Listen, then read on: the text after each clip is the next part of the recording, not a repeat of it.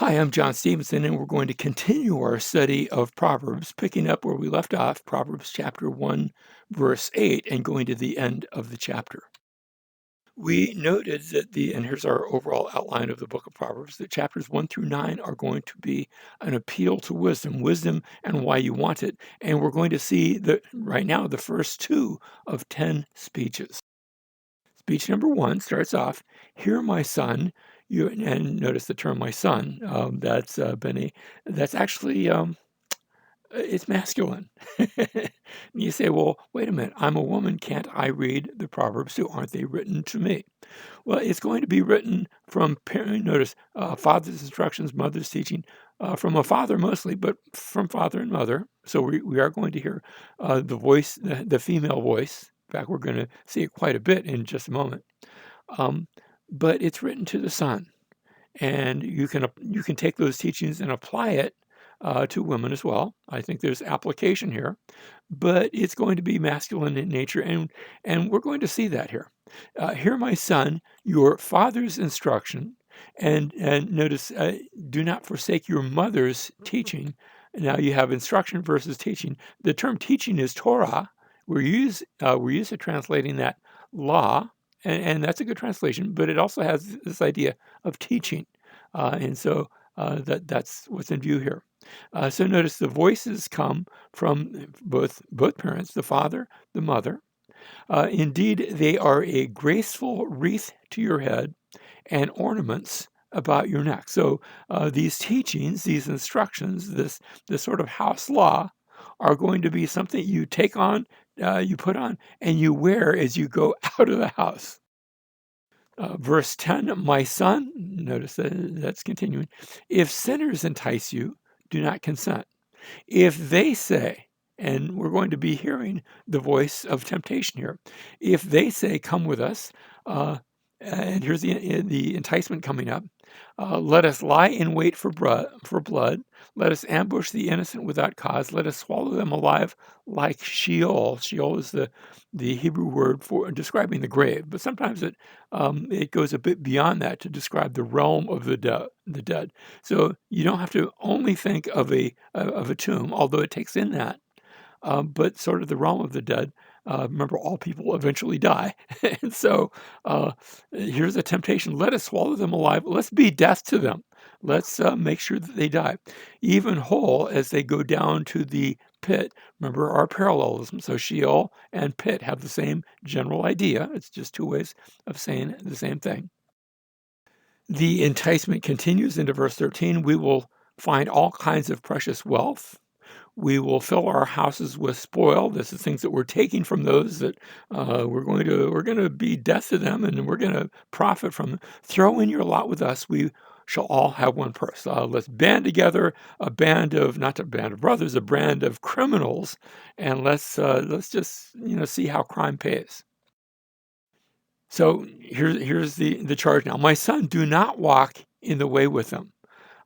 Keep your so don't walk in the way with them. Keep your feet from their path, for their feet run to evil, and they hasten to shed blood. Notice the walk, the feet, the hastening. Indeed, and now we have almost a little side proverb to take this idea. Indeed, it is useless to spread the baited net in the sight of any bird. Here's like a side proverb that's actually giving a commentary on what they're doing. Now, notice the term "in the sight of any bird." It's sort of interesting. The Hebrew term here, "in the sight," or be'ayin,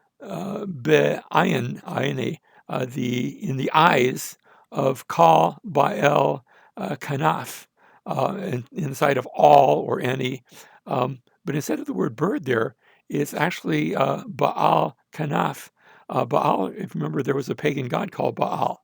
Well, it's not talking about the pagan god here, but this is the Hebrew word for Lord. Or actually, even today, if you go to Israel today and you refer to somebody's Baal, that's their husband, their Lord. Um, and that carried over back then. So the Lord of the Kanaf is the word for wing. So you could render this in the sight or in the eyes of any Lord of the wing. It's a poetic way of describing the bird. So bird is correct. but it's a little bit more poetic than that. And the point is, you say, well, what's that talking about? The point is that it's useless to spread the baited net in the sight of any bird. In other words, if you lay a trap, you don't want people to see the trap because then they'll know it's a trap and they'll avoid it. Even somebody with a, can I say this? Even somebody with a bird brain knows better than that. But by contrast, here are the folks, they lie in wait for their own blood. They lay the trap for themselves. They should be able to see it, but they don't. They ambush their own lives. They're dumber than a bird. They don't have the brains of a bird. And so they lie in wait for their own blood. They ambush their own lives. And so that's the point.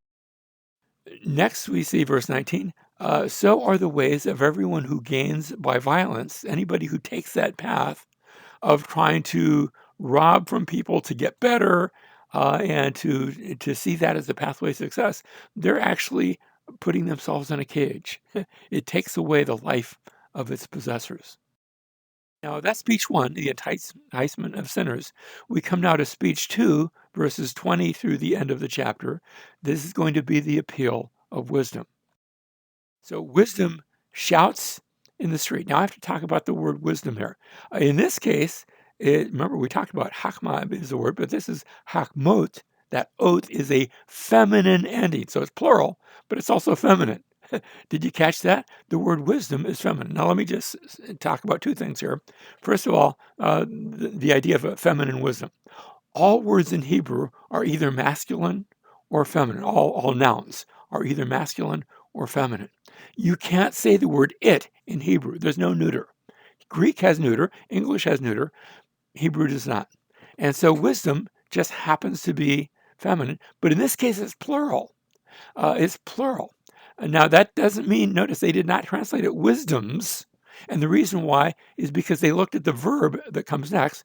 Wisdom shouts, but it's actually she shouts. And so even though wisdom is plural, it doesn't mean we're talking about a bunch of different wisdoms. It's seen as a singular because it's carrying a singular verb.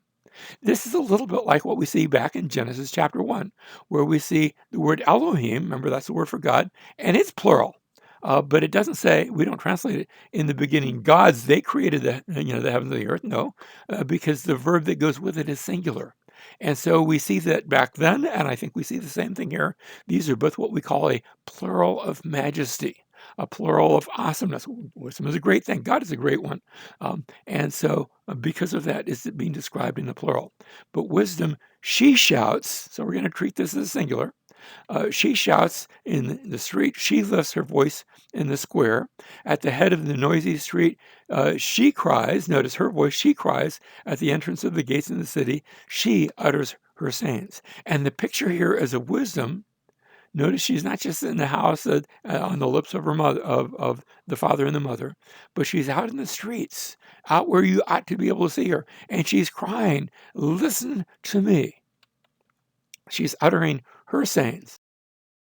Now we see what it is that wisdom calls. How long, O naive ones, will you love being simple-minded?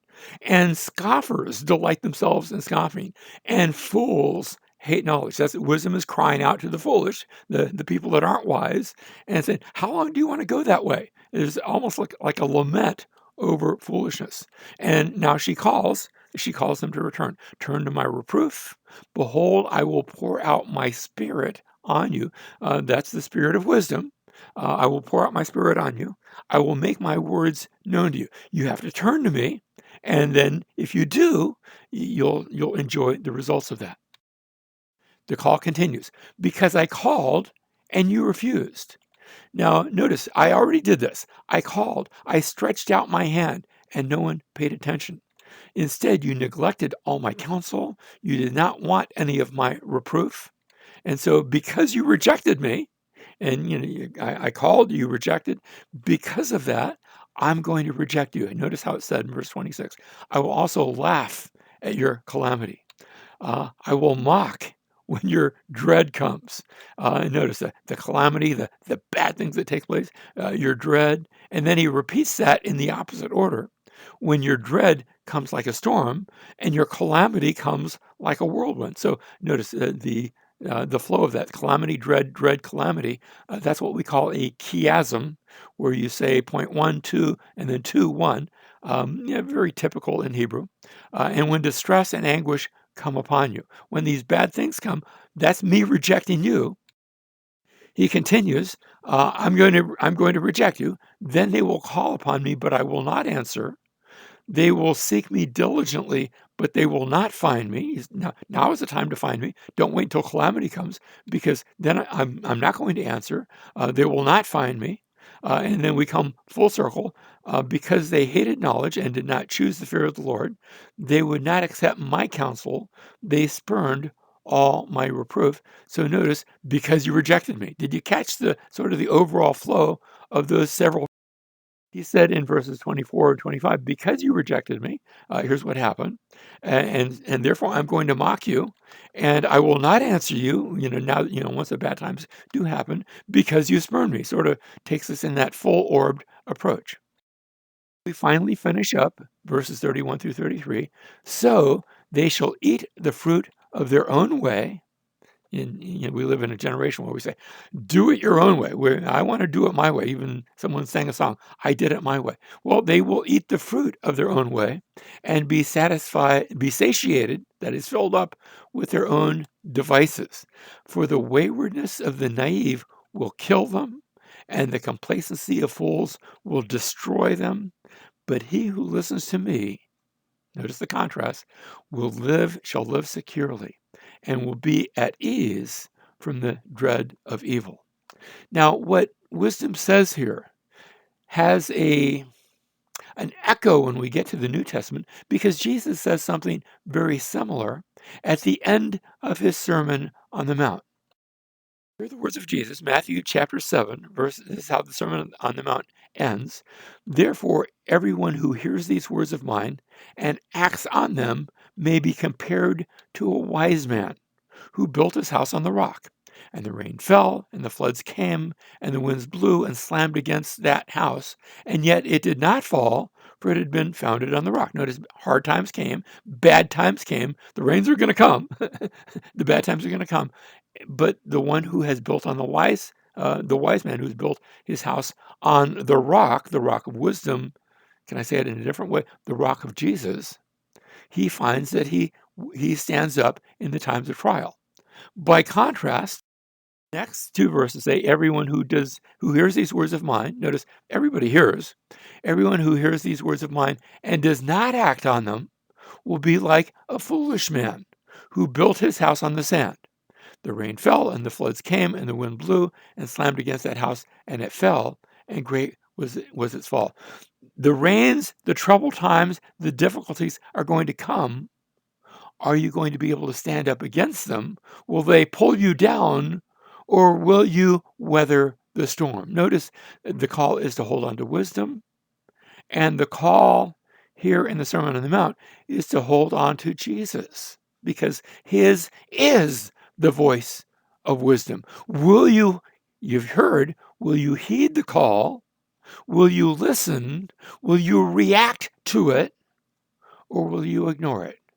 The choice is yours.